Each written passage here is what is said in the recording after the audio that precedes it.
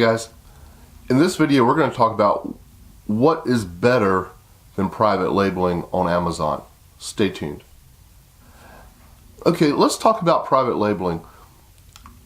The reason people private label is to try and differentiate a product that they're offering from a product of a more generic character that someone else is offering.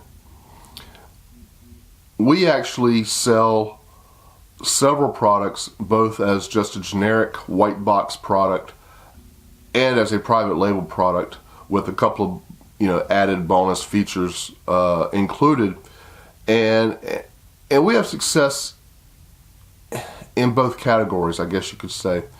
But where we've been most successful is in doing something that I've never heard anyone talk about, and that is finding products locally that are unique in some way and selling them on Amazon.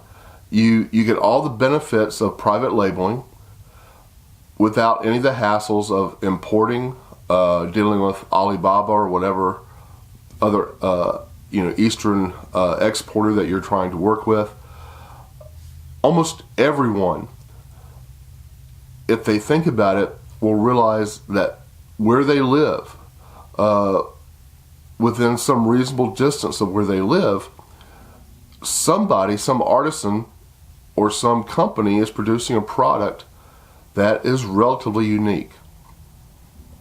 And rather than go to China, go local. We've been very successful over a period of about 15 years doing exactly that. Now, that's not our only strategy, but we are constantly on the lookout for locally produced products that would have a broader appeal. In many cases, these days, I mean, with merchants becoming more and more sophisticated, we find products and they may already have, the manufacturer may already have some type of online sales capacity. But a lot of times it's just they stick up a website or they put it on eBay or Etsy and call it a day and hope that people find their product and hope that people buy it. We're set up more to drive traffic to our product listings on Amazon through a variety of advertising that we do. So even though they're already selling, we can typically sell much more effectively and much more efficiently than they do. One of the first products that we ever sold online on Amazon was actually a butter dispenser that was made by a potter in Central North Carolina. We were out, messing around one weekend, came across this item at a pottery show. Bought one for ourselves. Had a lot of people ask about it at Thanksgiving and Christmas dinner. They thought it was really neat.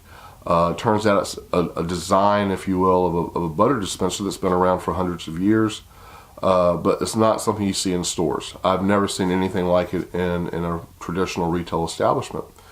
Well, we went back to that potter and bought a dozen just to see how they would sell. They sold out immediately. Within just a few hours, they sold out.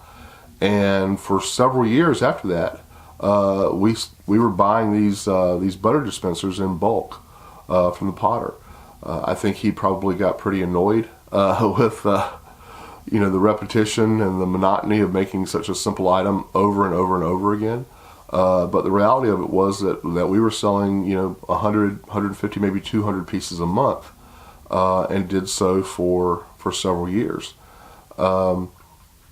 It's an opportunity to get the benefits of private labeling without the potential scams that you may run into dealing with out-of-country suppliers.